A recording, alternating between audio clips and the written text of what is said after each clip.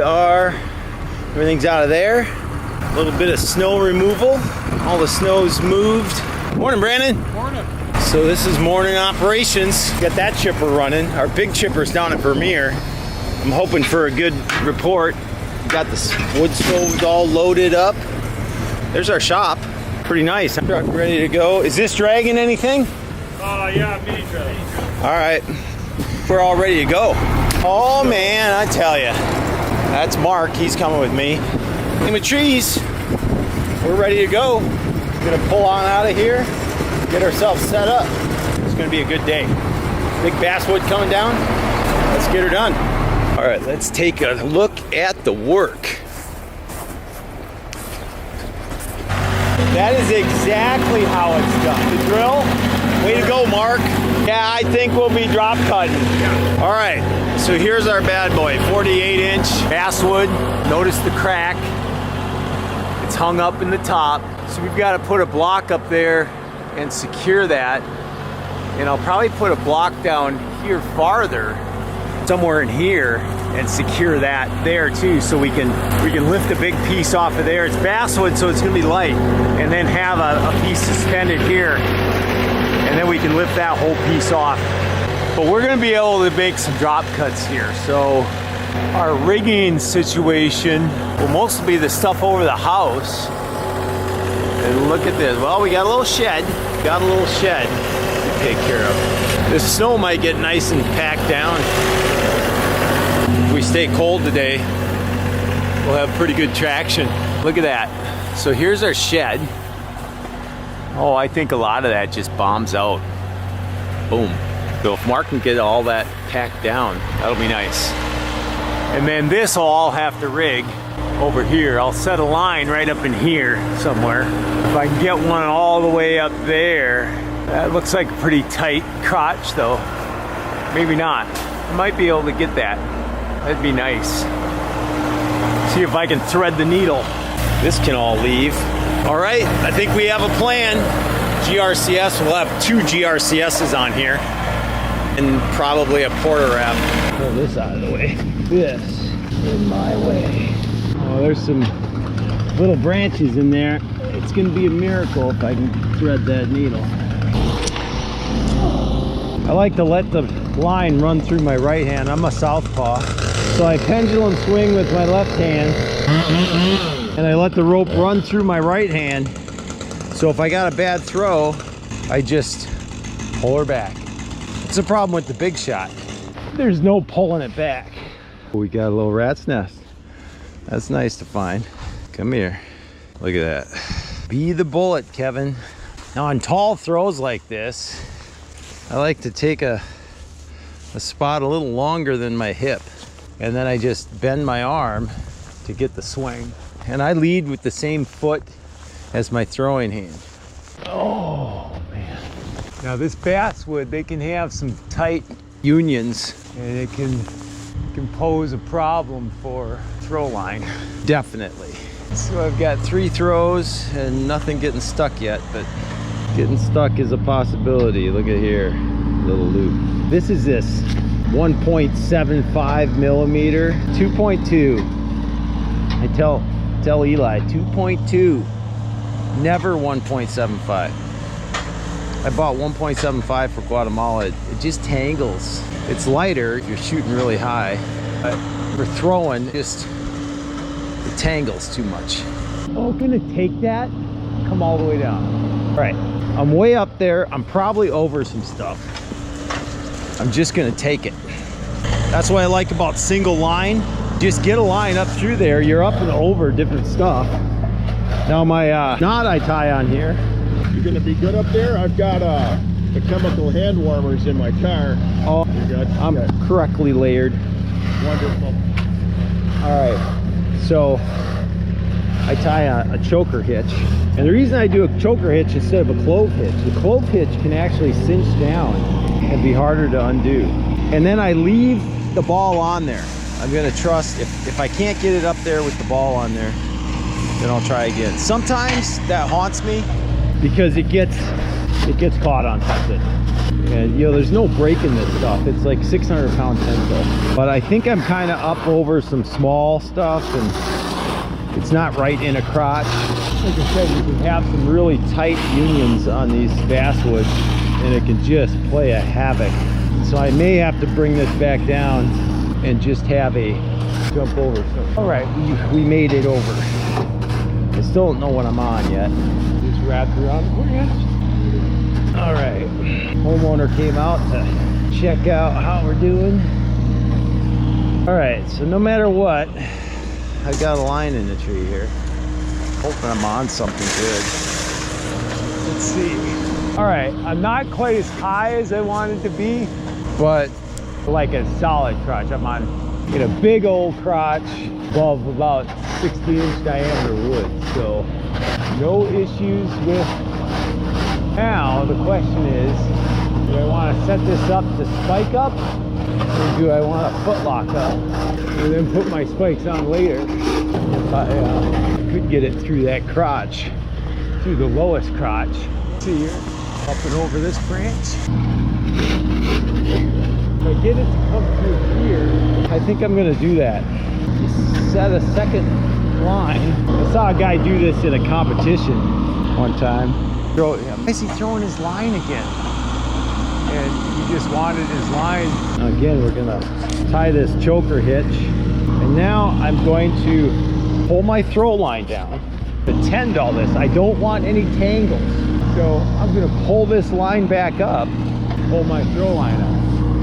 Now I could just pull that up and over and hope to loop it. But if I take my time and I pull this back up, little slick trick is great. If it gets you all tangled, what good did it do you? Now, if I had a second guy helping me, but they're all doing something. So you can probably see if you get up there.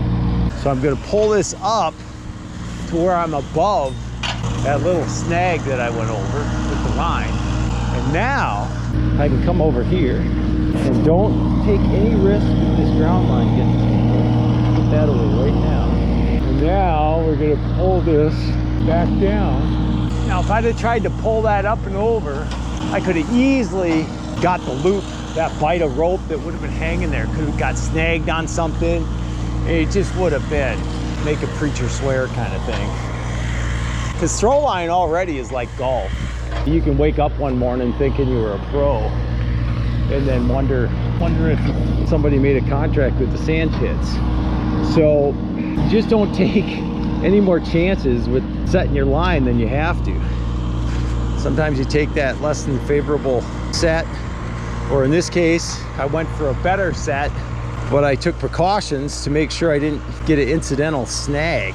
Wow, talk about put this away. Now these notch cubes are, Stein came up with these, nice little German concept. It's a Chinese folding box, is what it is. But they've got a green and a red. So green means go, red means stop. So this line goes to the bottom of the pile. You pull this out, you might as well just pack up and go home. But you want to take the right one, so green means go. And then we always put this little Velcro here on your throw line, so you, just in case if you're colorblind, you can still do it. And someone on the crew doesn't know how to fold these up, because I found them not correct. It is right there, nice little triangle. All right, so now I'm on the back side of this lean, so I can put my spikes on, just run right up this, and then I can lanyard around that spar and just go right up.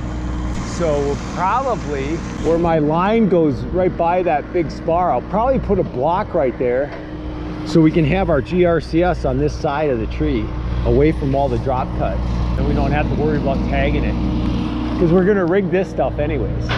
So if we put a block right there where my climbing line goes by, it'll redirect it right down here, and we won't have any excess friction on the bark. We'll come right to the GRCS, so that's a good deal. So now this side, and what I'll do here, I don't have much line left. This is a pretty tall tree, so I'll tie the bitter end of my rope off here. And actually, I think I'm gonna go up through that crotch. I'm gonna make a monkey fist All right, and I had a nice gentleman. I don't know how old he is. He says, don't want to be a smart aleck, but that's not a monkey fist. You see what I did? Maybe I'll do this in front of you. So then I was a smart aleck and I wrote this wordy definition back. Several loosely taken bites of rope wrapped in such a way that you can throw it and then have it unravel and come back to you. All right, if you look up monkey fist in the knot book, it's not this, but this works. This comes undone. So now I can throw this, pull a little bit back. What I wanted to do is not get it all the way back. See, now it just comes undone. Let me whip a little tail back. What I want to do is choke my, here's what I wanted to do. Here we go. So I'm gonna tie my running bowline up a little higher because I want as much rope as I can get. So now we're gonna tie a running bowline. Now, technically, this is above a practical height to perform an aerial rescue. There's a lot of pontificating. Look at that, I captured my rope. I have to get that out of there. There's a lot of pontificating on setting yourself up for an aerial rescue. So you gotta tie a butterfly knot here so that somebody can lower you down on the rope. The likelihood of me being lowered down on this rope, let's just say, according to a reasonable degree of probability within my field of expertise, I'm never gonna be lowered on my rope. All right, what we teach here at Ham's Arbor Game and Trees is patient care. If we got a hurt climber in a tree, we're gonna get up there and assess them and take care of them and keep them calm. We're in the middle of Madison. We have professionals coming. And now those professionals are not adept at taking people out of trees as I fall across the ground necessarily. So if we've got another climber up in the tree with our injured guy, it's gonna be a benefit to the firemen that come to finish the rescue. But we're gonna let them finish the rescue and everything's gonna be fine. So I'm not really worried about setting up my rope for somebody to lower me out. I really want to be hanging from my saddle, potentially unconscious, which would mean my head would be below my hips, and have them bouncing me through the branches all the way to the ground. Each to their own, but I just don't want that to occur. So, Eli, so we want the tool. One right here. One right here. I'm gonna put a redirect just above my line where it goes by that limb. So the main one will be here. We'll have another one right here. So they'll be right next. Right next to each other, facing off here. Straddle this big thing here. You want one higher than the other, obviously. One high. Wrap over. Put this one low. I think this will be our main rig. If this is the main one, we want it higher. If you want it higher, Yeah. put this one higher and this one lower. And then this one we'll run all the way up next to the trunk and I'll settle a block real high and we did it. Now I gotta make sure what I'm on there. All right, we're gonna unwrap this. For attaching two ropes to each other, you take a bite of rope. Now I call it a slippery sheet bend. It's a quick hitch, actually. A sheet bend is a little different than this. But quick hitch, slippery sheet bend, whatever you want to call it. That way, when I'm in the tree, I just pull these apart. I got a rope in both hands. I don't have to worry about dropping one. Actually, generally you tie it with the tail. I could have tied it that way. But if you tie it the other way, then the weight of the rope will pull it out. So here, just the tail is what pulls it out. So always tie it with the tail. And I can just leave that lay there. Alrighty. So I just put a double ascender on here. Each one is independently attached. Well, they're technically, in this case, attached to the same ring. But I could attach it to the other ring if I wanted to. But they each have their own tether. And then I can just climb in advance the ascenders and they slide nicely up the line. Slide one, slide the other. So basswood cuts pretty nicely. I don't have a tremendously sharp silky right now. This is a full fracture here. Wow. So there's our fracture. It's all the way. All the way around. It's crushed over here. In a little bit. Somebody untie my rope from my bag, please. That's a pain. Are we ready? All right. All right, let me put my lanyard on, then we'll top cut, and then you might be free. Go.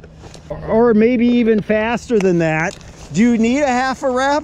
All right, putting my lanyard back on.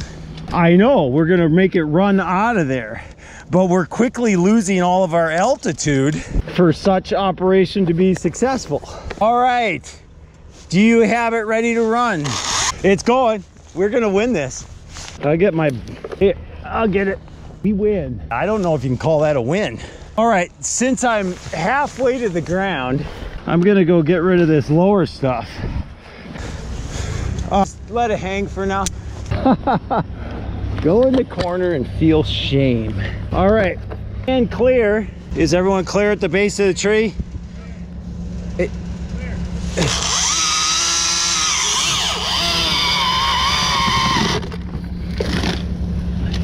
Cut the stub.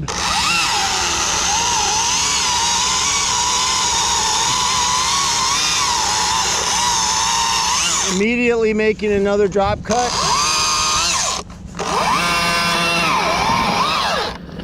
Now we're logging. Oh, if we would have had the chipper. And clear. Backside. Drop cut backside. All right. Little riffraff coming down. Alrighty.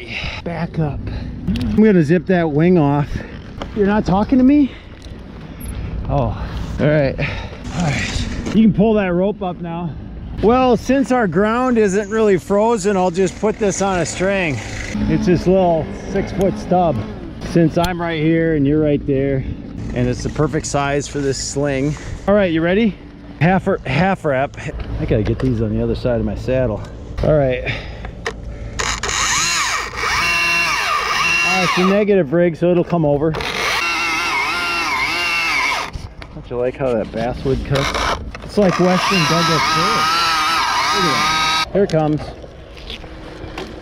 Oh, and the porter wrap does that even more. Okay, pull this up. Okay, we are going to drop cut. Couple steps higher and another drop cut.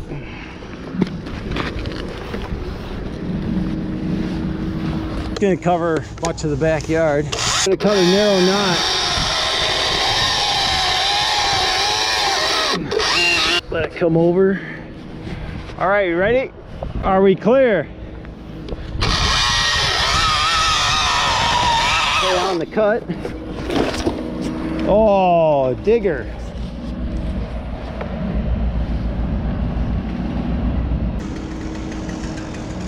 Yeah, who wants a lift in here? It'd be in the way. I probably couldn't have made that drop cut. Stand clear.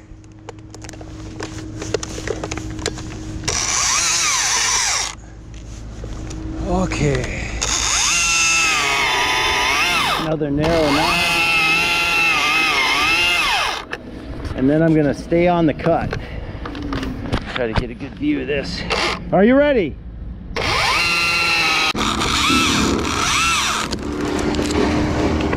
So putting a hand on it keeps it from popping back into you. Everybody clear?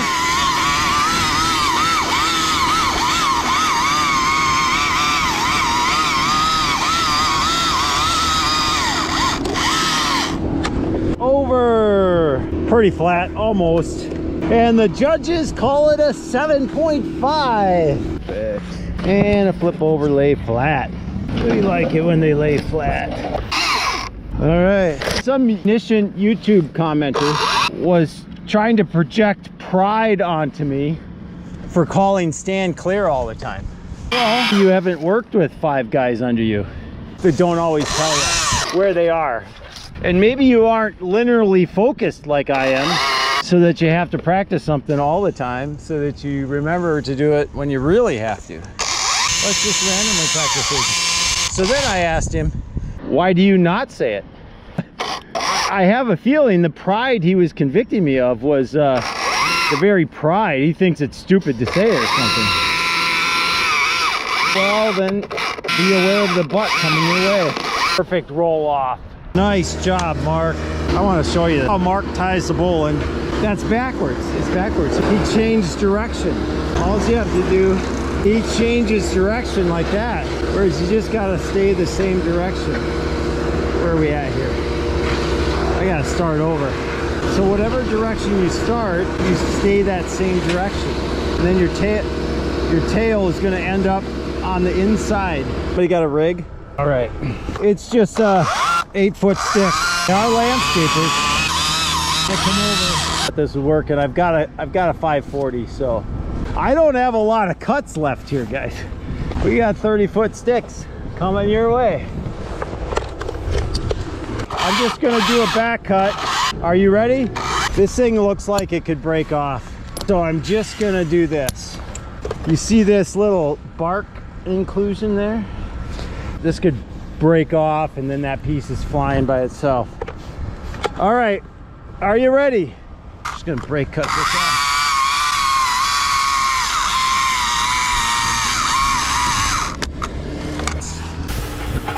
Yeah, we got a shift. If that, Watch that. we're gonna get another shift. Watch that. That's not gonna swing and hit you, is it? That top? No, the top is coming. Everyone stay clear. Catch, Kevin. Feel that.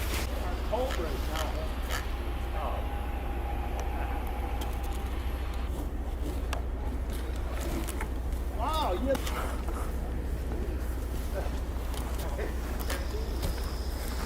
Don't spend too much time under that other one. But we're gonna bring that around.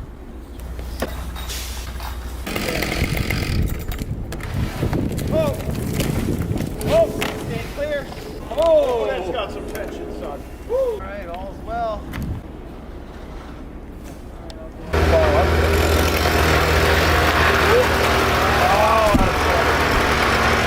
So we've created tension here. We're gonna take this off. Now my danger is this could come off and hit me. But I'm gonna angle it about a 45-degree angle down.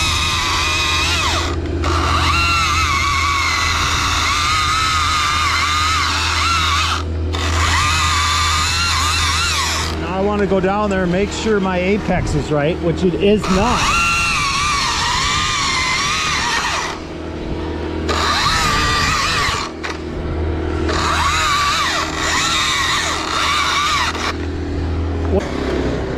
Okay, I do not have my lanyard on for a reason.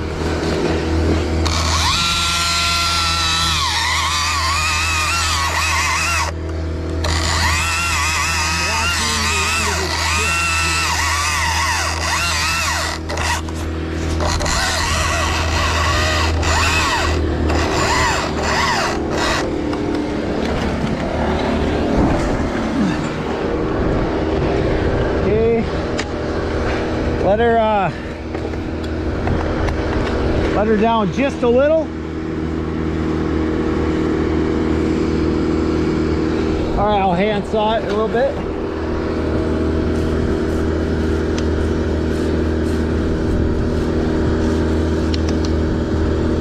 Come on, baby.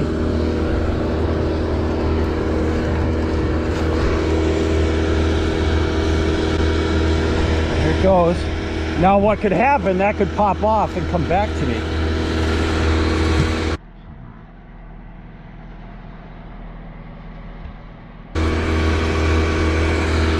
So I obviously didn't want to stand right down there and take that hit because it could come off of there.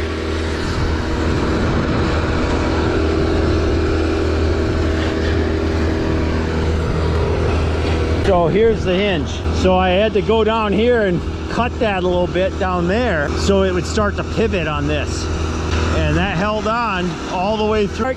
You just learned something. All right, I need to cut these stubs off or what's gonna happen. Let me see where, I think I can, no, I'm gonna put these on a string. It looks really new. Folks, if you're gonna break something new. Because if you break something old, it's really hard to match it. You can't find it, you can't anything. All right, and because of my experience, I'm gonna put a sling on each one of these pieces, because when I cut that off right there, those could come apart. And of course they would if I didn't have them tied, but they're not going to now. Okay, somebody got a rope?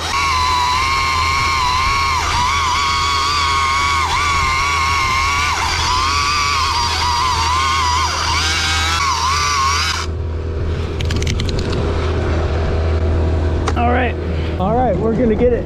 All right, now we're gonna notch this fairly close to the sling so it'll come off of there. I don't have to worry about that kickback. Are you ready? Cut the knot. Coming at ya.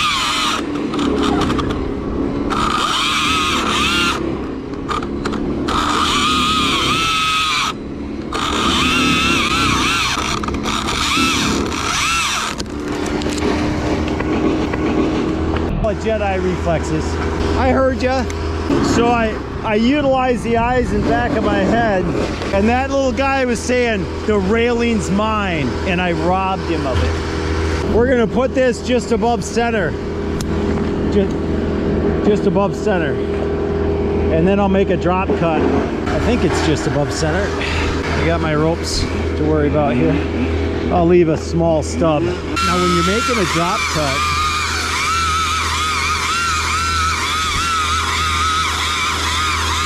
run it through as far as you can in this scenario, because I want it to come off of there. Let her go a little. There we go. Wow, a little bit of friction on there.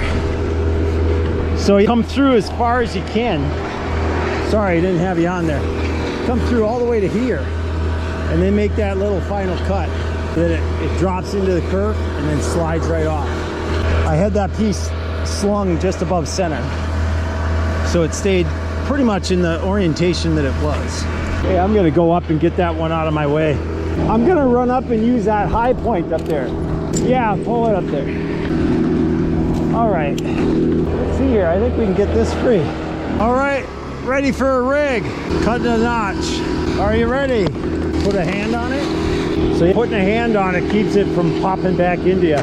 Nice big floater. I'm gonna send a piece here. Everybody clear?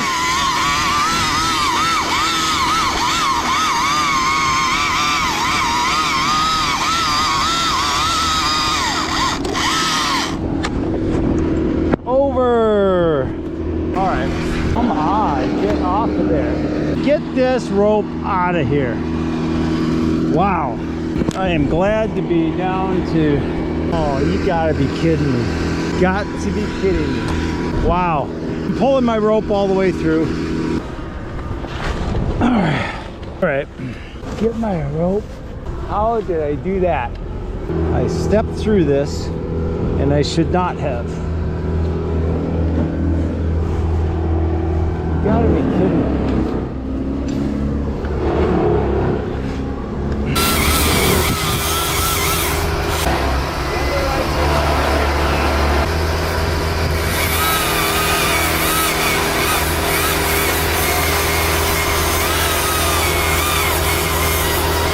Over here on the edge of the house. Nowhere near you guys.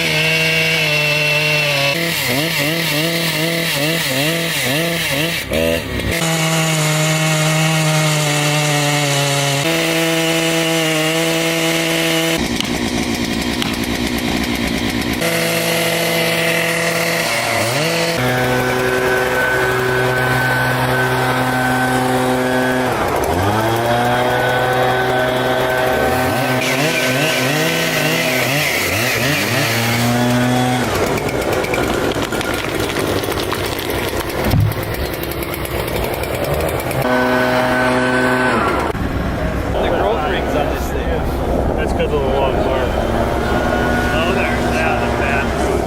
You can see them better over here. Basswood grows fast. This is like 3/4 inch. Look at the stem. That's a lot That was of decay. pushing some growth. Very prone to decay, but a very good compartmentalizer. It tends to make very good fourth walls. Like they put that chrome.